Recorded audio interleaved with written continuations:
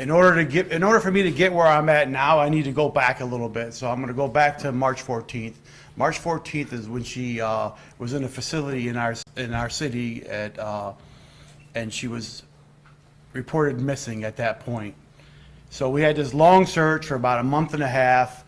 We had the marshals come in along with local police departments and our Dearborn Heights Police Department Detective Bureau search for this missing juvenile, Tasia, for nearly a month and a half. We received, I cannot tell you the amount of tips that we were given. The tips were amazing. The tips came in on a daily basis to us, and it finally led us to the area of Warren and Inkster, where we were able yesterday to recover the female. So we were able to observe the female, recover her. At that point, she was brought back to the station, and she was interviewed for a little bit. She was then turned over to Children's Hospital, and we completed a sexual assault kit that was completed. And then she was turned over to CPS. CPS now has custody of her. Her family has been notified. She was well kept. It didn't appear that she was well dressed. Everything seemed like she was intact. So I can only tell you that the reason why we were able to recover Tasia is because of the help of the press, the community, because of everything that you guys provided, social media outlets, your WhatsApp chats, or whatever you guys did for us, the tips, the cards that we put out throughout the city of Dearborn Heights helped, and from the bottom of my heart, from all the members of Dearborn Heights Police Department, the U.S. Marshals, it was phenomenal work. And we only were able to recover her because of you guys, because of the help that you guys provided to us, and because of the citizens who reached out to us with their tips that allowed us to be able to locate this young woman. At this point, I can elaborate a little bit about an arrest. I can't go into much details because that person is still in custody, and we still have some things we have to do before we're able to publicly put out the name and so on. But I can tell you that she was with a 65-year-old Arab male. And this Arab male that she was has no history, nothing at all. Doesn't even have a report documented for any type of crimes in our city or any other cities.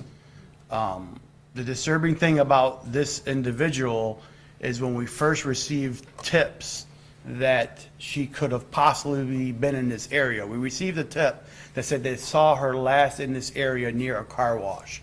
Our detectives from Dearborn Heights went out to that location in search for her, and were canvassing the area, interviewing different businesses and talking to different people and trying to find out had anybody seen Tasia.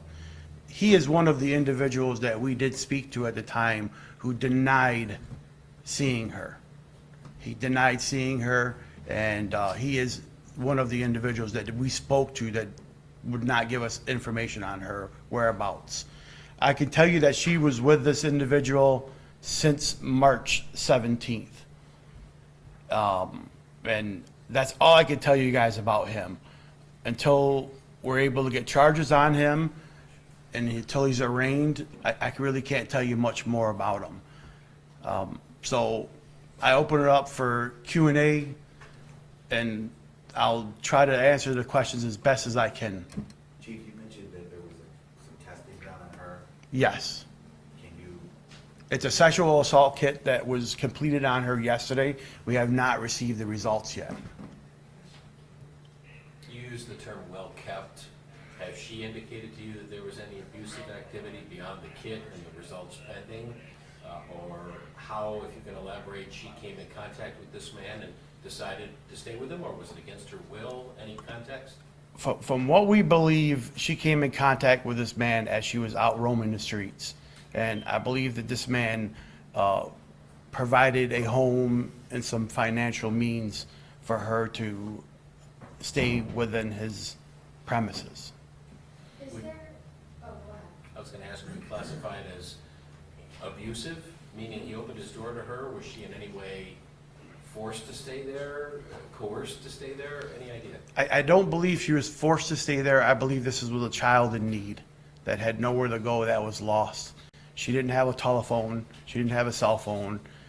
He provided her a cell phone to use, but he only allowed her to use it when he was present. If he would go to work, the phone would go with him. And it sounds like this man was not cooperative, clearly, and this is already a sexual assault and trafficking victim with a massive age difference. What kind of charges are you seeking, or what else can you tell us? Just because maybe he didn't force her to be there, was there a controlling nature to her being there? Can you fill us in a little bit more? I mean, he was advised of his rights. He lawyered up and didn't want to talk to us about this in particular incident. The charges that we will present to the prosecutor's office will be numerous charges. It could range from 1 to 4, 1 to 10. It really just depends on the investigation and what is provided to Wayne County, what they want to charge him with. Do you believe there was sexual contact between the two? I do. I do. Based on some of the stuff we collected at the scene, I believe there was. So he has declined an interview with investigators? He does not want to speak with us. He was given his constitutional rights and he wants an attorney, which is his right. Have you found any indication that he had met her before this? We know that on the 17th of March is when she was in his possession. But any indication whether she had met him before March? We don't believe that. We don't believe that. We believe that she was just a young lady that was walking the streets that had no money, had nowhere to go, and she came across this man, and this man provided all those services for her. So they met randomly? Yes, because the tips that we were getting were putting her in that area. He happens to frequent that area. And again, forgive me, you've said it, and it's where you believe they met on the 17th was where? It was Joy Road and Inkster Road. Is there an establishment there of some type, or just where she was walking? There's an establishment there, I'd rather not say, because the business owner has nothing to do with this, but yes. Is there any chance she'll go back to Mr. Maria? No chance of that. Yeah, my sergeant Sergeant Gondek was right here, and we've had a long conversation about that question you just asked, and we'll make sure that does not happen. Hey, Chief, do we know how she escaped from the facility in the first place? And if so, can you provide some detail? Well, on that? the facility they advertise it's a locked facility. It isn't. You know, there's juveniles that leave that facility all the time. There's been times where they pull the fire alarm and then they escape through the woods and end up in the city of Detroit. So there could be numerous ways that they get out of that facility, but it's not a locked facility. And since we're on the topic of Vista Maria has reached out to our command staff and is requesting to have a sit down with us that we will provide them sometime next week to find out if we can figure out what's going on over there and maybe involve the state and try to figure out if we can secure the facility so we don't continue to keep having these problems. Sounds like you're a little frustrated with the state of things there. Yes, we really are. We really are. There's a lot of problems up there for our officers. We spend too much time up there. There's a lot of citizens in the city of Dearborn Heights that need our services, and most of the time we're up there dealing with their issues. Can you elaborate? I appreciate the investigation is still ongoing and no charges, et cetera.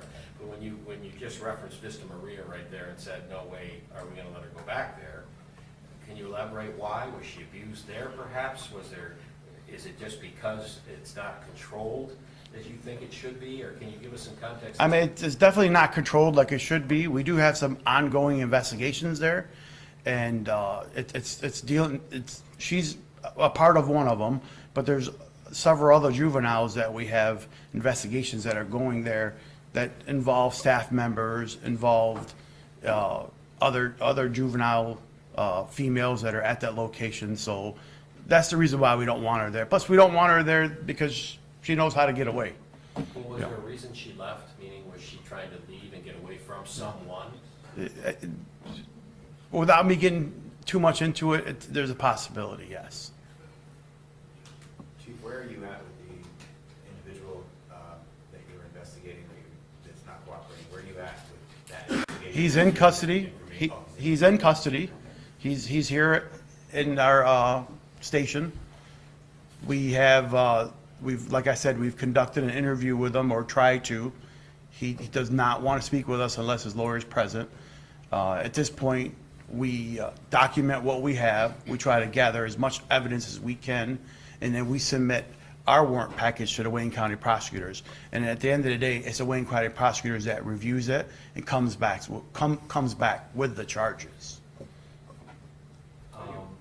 One more question for me. When your investigators interviewed Tasia, what was she like? What kind of mood was she in? Was she scared? Was she emotional? You could just tell she was kind of happy that she was in a safe environment. 16-year-old girl, really, kept to herself. But we really don't go into much detail and try to ask a lot of questions. That's not our responsibility. We just want to make sure she's safe and she knows that we're there for her. At that point, CPS will conduct the kids talk, and they'll do that. The professionals will take over that. Not saying that we're not professionals, but when it comes to kid talks, we're hands off on that. We allow them to do that. Are you able to share where she is? I mean, you said CPS custody, but with a foster family, a facility, or if it's appropriate to share where she is now? Honestly, she's with CPS. I don't know where they have her at. I know at one point you guys hadn't heard or seen any social media activity, and I know there were fears that she may have been taken out of state, and she was heard to be involved with 2 other Johns. Have you learned anything else, just speaking with her? Are there any other? That part we will get to. We're going to have a conversation with her about the 2 other Johns that she was with. We've identified one of the 2 already. So there's the first one that we haven't identified. And I think at some point, we're going to be able to sit down, have a conversation with her, find out if some of this stuff was consensual or was it forced upon her. Are they older? Is it could there be charges? I mean. Yes, for sure. Yeah, the second guy that we identified is in his mid-30s. The first guy that we haven't identified, we don't even know who he is. Other than a vehicle and a brief description of the direction he went, we don't have much on the first guy. What's your reaction just to this girl, what she's been through, and I mean, I was excited yesterday when I found out that they were able to get their hands on her. It really was. It was a good day for us. I mean, the Dearborn Heights Police Department has been working like it's 24/7 on this, along with the United States Marshals. Without the Marshals, there's no way we could have been able to do what we did yesterday. It was a team effort. The Marshals are just not the Marshals. They have other local jurisdictions that are involved with the Marshals, the state police, local jurisdictions that are assigned to their task force units. It was a great team effort, but it was really the members of the Dearborn Heights Police Department Detective Bureau who led this investigation, who was out there. One of my sergeants recently came in the room because I gave him a different assignment. And then he got upset that I gave him assignment when I knew he was looking for the missing. And then he was like, hey, Chief, I'm trying to find this missing. Could you allow me to put this on hold for a minute? And yeah, I did. But I mean, these guys took away from their family. There's one of our lieutenants had soccer practice. He's a soccer coach. He ended up forgetting that he was coaching because he was out there looking for this, for Tasia. So these guys spent a lot of their time, neglected their family to find Tasia, and it was a great outcome for us. Phenomenal job by the members of this department. Following up on that question, though, and I have not followed this story as closely as others, but what I'm after is, we hear a lot about human trafficking. Yes. I'm interested from your perspective where you sit now. I mean, from what I'm piecing together, if she was a potential sexual assault trafficking victim, ends up at a facility where potentially she was abused again, out on the street, encounters a 65-year-old person who potentially abuses her again. I mean, when you look at that in the broad context, it sounds like somebody who's fallen through. It makes one wonder, not to assess blame, where family has been, those types of things. Yes. What is the story here culminating with her being found following this latest disappearance? Yeah, I can tell you that she has a history of running away. So I mean, for me to sit here and judge her family, I really don't know her family. Fair enough. You know, I could read on paper what she's done in the past, but it would be wrong for me to sit here and judge her father, her mother, anybody like that, her uncles, because I really don't know what's going on in the home. I could just tell you about her. But should we not infer that she has been abused throughout, prior to, potentially at the facility, and then again, potentially here? Yeah, I agree. Or should we not be making this type of connection? No, you can make that connection. That's why we have the kids talk. That's when the truth will come out. You know, those are the professionals. Those are the ones that sit down and have the right tools in front of them to get this young woman to confess to some stuff that's been done to her or some stuff she's done consensually. You know, like I've told you before, it doesn't, you know, it could be sexual, it could be consensual, it could have been forced upon her. If we sat here today, I mean, look at the optics. You have a 65-year-old man who's got a 16-year-old girl in his home. I mean, does that, 16-year-olds can't consent, though. does it sound consensual? Does it sound like, But you know, teenagers cannot consent by law, correct? if you're 18, correct, you can. She's not 18. She's not 18, yes. So, yeah, she was basically held, with, you know, without her consent. But to be clear, and I'm not trying to grind it, a 16-year-old cannot consent. No, she cannot. She cannot. But And I think what he's getting at is she's especially vulnerable being this sexual abuse victim, trafficking victim already. yes, but I've told you before. I told you at the last press conference. It appeared from the video that the individual who drove by, who we call a John, was just didn't drive by and just, you know, stop and begin a conversation with her. There was some indication from her to him to stop. Now, was she trying to obtain some money, a ride?